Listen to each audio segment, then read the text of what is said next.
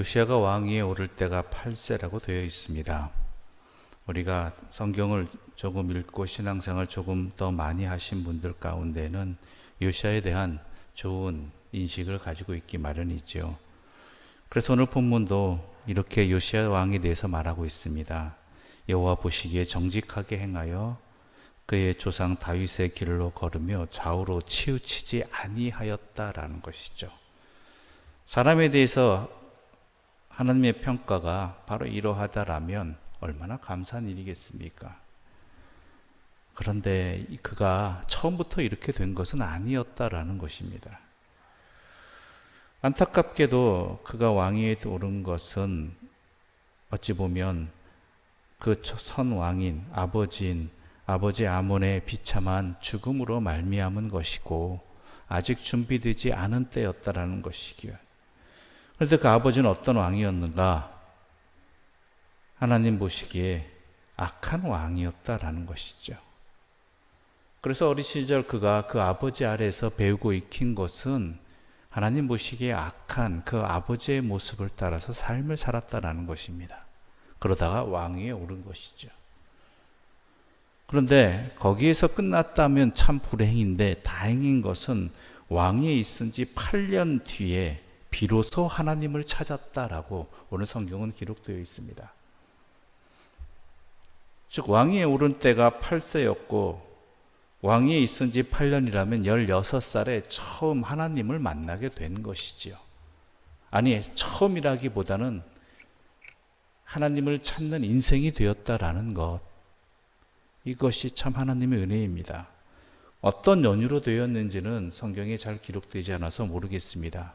그러나 오늘날로 말하자면 장성한 청년이 되었을 때에 하나님을 찾게 되었다라는 것, 또한 그가 왕위에 올라서 8년 동안 다스리면서 깨닫게 되는 것은 하나님의 도우심이 인간에게는 간절히 필요하다라는 것이죠. 이것이 바로 은혜입니다. 그에게 어떤 삶이 주어질지 모르겠지만, 어느 때 하나님을 만나게 될지는 모르겠지만, 그 어느 상황에서건 하나님의 부르심 앞에, 부르시기 전에 이 땅에서 생애를 마치고 부르시기 이전에 하나님을 만나게 되고 하나님을 찾게 되고 그리고 그 말씀대로 살아간다는 것, 그것은 매우 중요한 은혜의 자리라는 것이죠. 물론 요시야가 그 후에 오랫동안 왕위에 있으면서 하나님의 일을 감당하는 것도 기쁨이지만 예수님과 함께 십자가에 매달렸던 두 사람의 강도와 같이 또한 죽을 때가 되기 직전에 주님을 영접하고, 또한 한 강도는 그러지 못했지만 한 강도는 주님을 영접하고 우리 주님께서 네가 나와 함께 오늘 저녁에 낙원에 있으리라는 그 인정을 받게 되는 그 삶 또한 복된 인생이 된다라는 것이죠. 그래서 하나님을 찾게 되니까 자기 삶의 주변들을 돌아보게 됩니다. 사람이 변하게 되어 있거든요. 하나님을 만나면. 여러분, 가장 안타까운 인생이 하나님 만났음에도 불구하고, 하나님을 믿음에도 불구하고 하나님 만나기 이전의 인생과 전혀 다를 바 없는 인생을 살아가고 있다라면, 전혀 다를 바 없는 생각을 하며 살아간다라면 그건 참 안타까운 인생입니다. 그럴 때 우리가 점검해야 될 것은 과연 내가 하나님을 믿는 것인가, 아니면 하나님을 나의 인생의 편의를 위해서 이용하는 것인가 잘 살펴보아야 된다는 것입니다. 하나님을 믿는다면 그 사람은 변할 수밖에 없습니다. 그러나 하나님을 나의 인생의 어떠한 도구로서 이용한다라면 자기 자신은 안 변하거든요. 자기의 편의를 위해서, 자기의 삶을 위해서 하나님이 존재하게 되는 것이지요. 그것이 여실히 드러나는 것이 오늘 또 본문 속에서 있기 마련입니다. 아무튼간 8살이 되었을 때 비로소 하나님을 찾고 하나님을 찾음으로 말미암아 그가 또한 변하게 된 것이 그 땅의 우상들을 제거해 버렸다라는 것입니다. 철저하게 제거해가는 그러한 모습이 오늘 본문에 기록되어 있지요. 그런 가운데 또한 악한 것들, 부정한 것들을 제거할 뿐 아니라 그 다음엔 어떤 수사가 와야 되는가? 제자리를 회복하는 것입니다. 항상 제자리를 회복하는 것. 그것이 뭐냐면 오늘 8절 말씀 함께 읽어보겠습니다. 8절입니다. 요시야가 왕위에 있은 지 18째 해에 그 땅과 성전을 정결하게 하기를 마치고 그의 하나님 여호와의 전을 수리하려 하여 아샬라의 아들 사반과 시장 마아스야와 서기관 요아스의 아들 요아를 보낸지라. 즉 왕이 오르고 8년 뒤에 하나님을 비로소 찾고 그리고 이 땅을 우상으로부터 정결하게 한 가운데 18째 해, 즉 10년 동안 이 일을 했다라는 것이고, 이 일이 그토록 오래 걸린 이유는 그만큼 이스라엘의 남유다의 우상의 그 뿌리들이 얼마나 깊었는지, 또한 어찌 보면 요시야의 힘이 그렇게 강하지 않았다라는 두 가지 모습이 오늘 보면 나타납니다. 그렇죠. 어린 나이에 왕이 되었죠. 그의 아버지는 왕위에 있은 지 2년 만에 그를 죽인 자들에 의해서 반역하여서 세상을 떠났고, 그리고 백성들이 그 반역한 사람들을 죽이고 세운 왕이 요시야입니다. 그러니 그가 얼마나 힘이 있었겠습니까? 그럼에도 불구하고 그가 10년 동안 포기하지 않은 것은 뭐냐? 꾸준히 행한 것은 우상들을 제거하는 일이었고, 또한 제거하는 것만이 문제가 아니라 그 다음에는 바로 세워야 한다는 것입니다. 바로 세워야 한다는 것. 우리 삶도 마찬가지입니다. 주님 앞에서 내 죄를 깨닫고 나의 삶에 부정한 것들을 제거하는 것, 회개하는 것, 이것 반드시 있어야 되지만 그 다음에 무엇을 해야 되느냐?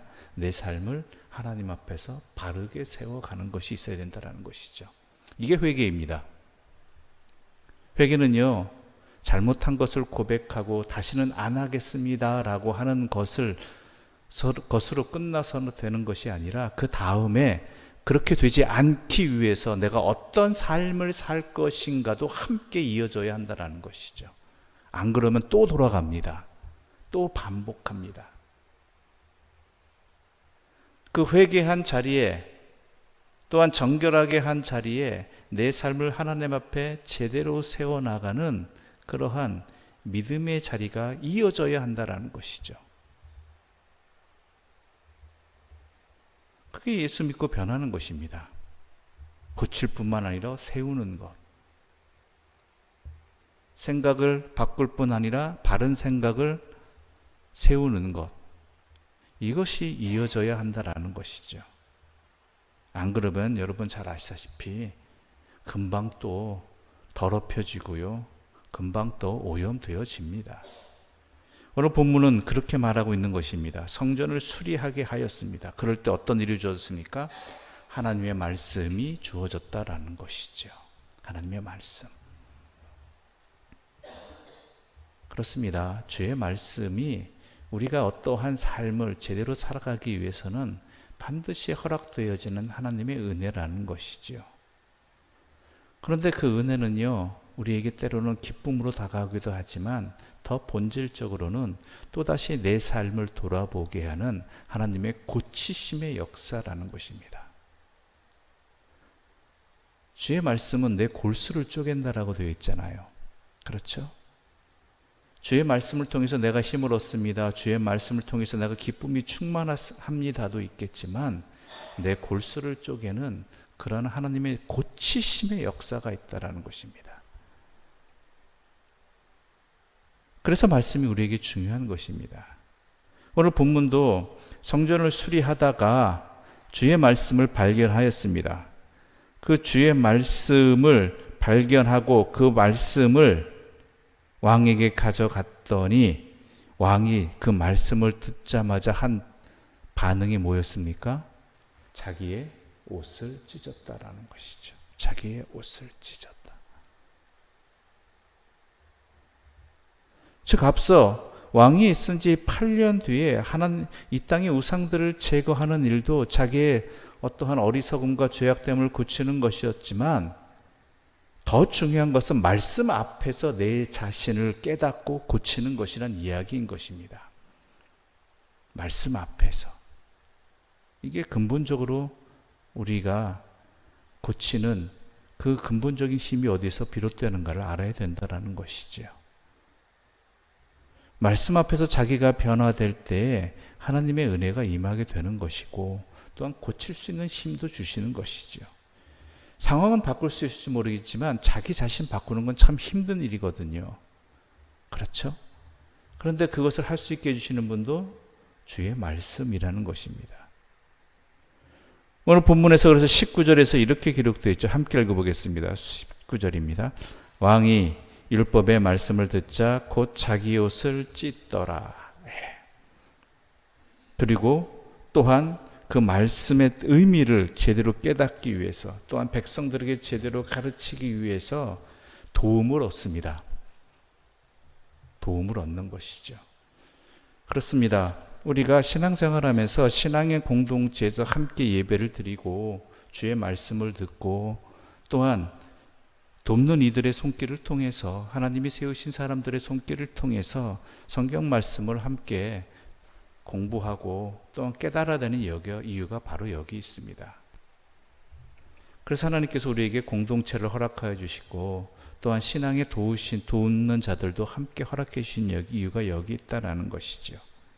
그래야 제대로 깨닫게 되는 것이죠. 물론 특별한 은혜를 통해서, 특별한 계시를 통해서 깨닫게 되고 또한 힘을 얻게 되는 경우도 있지만 이것은 매우 드문 경우입니다.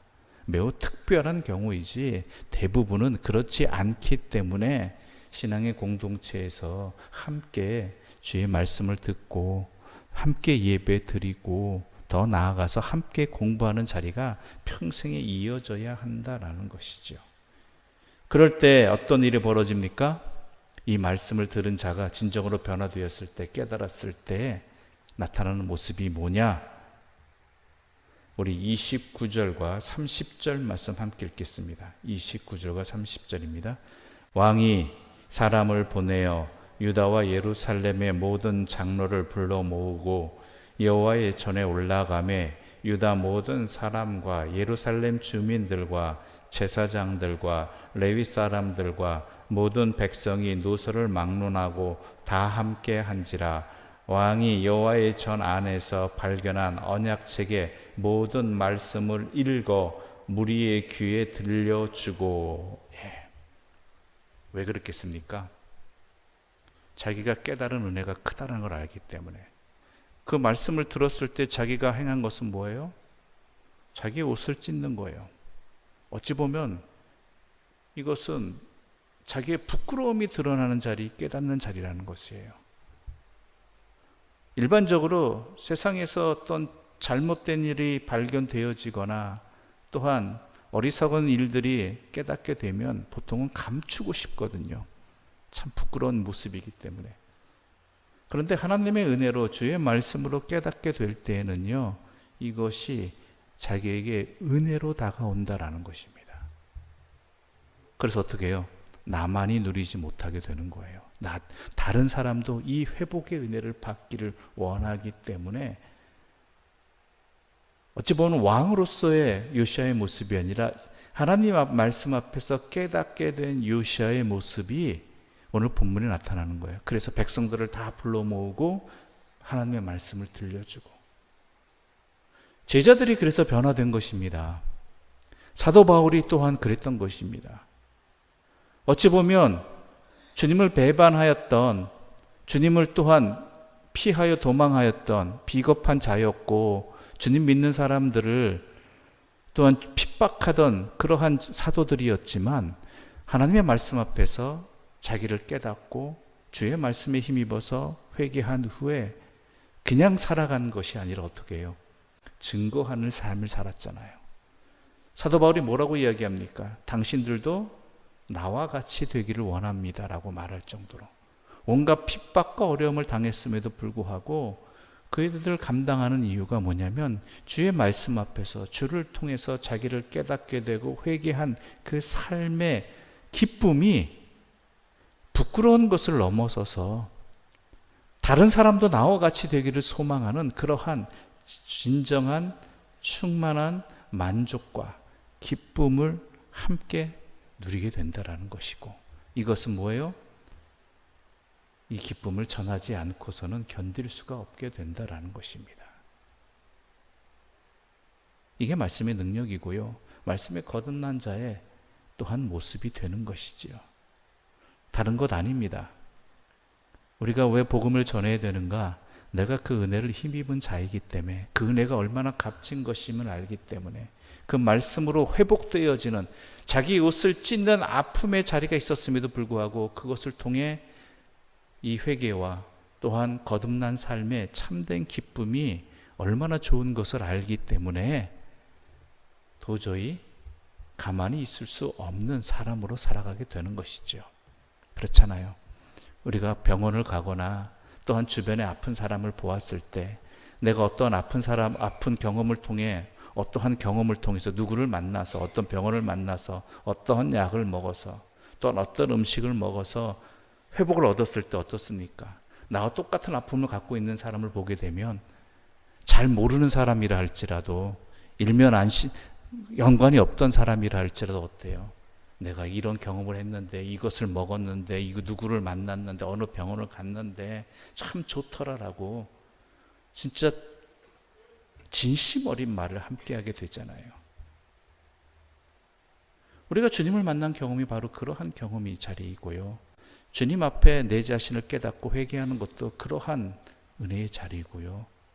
또한 그 기쁨을, 그 다음에 회복되어지는 삶을 살아가는 게 얼마나 충만한 기쁨이 되면은 그렇게 내 삶이 변화가 되어야 된다는 것이죠. 다른 목적이 아니에요. 당신들도 나와 같은 기쁨을 누리기 원한다. 나와 같이 회복되기를 원한다. 그러한 삶의 깨달음과 만족과 또한 진짜를 만났다는, 참된 인생을 살게 되었다는 그러한 기쁨이 충만할 때, 빚진 자로서의 인생이 아니라, 죄인으로서의 인생이 아니라 참된 생명의 인생을 살게 된 자로서의 반응이 이렇게 되어지고, 또한 우리 또한 그러한 삶을 살아가게 된다라는 것입니다. 그래서 내가 손해보면서도 또한 이 기쁨을 전하기 위해 노력하는 것이고, 때로는 실망이 다가온다 할지라도 그 실망을 넘어서는 내 삶의 기쁨과 경험의 은혜가 있기 때문에 그 실망을 넘어서서 그래도 또 권하게 되고 함께 하기를 원하게 되는, 포기하지 않는 그러한 믿음의 자리가 이어지게 되는 것입니다.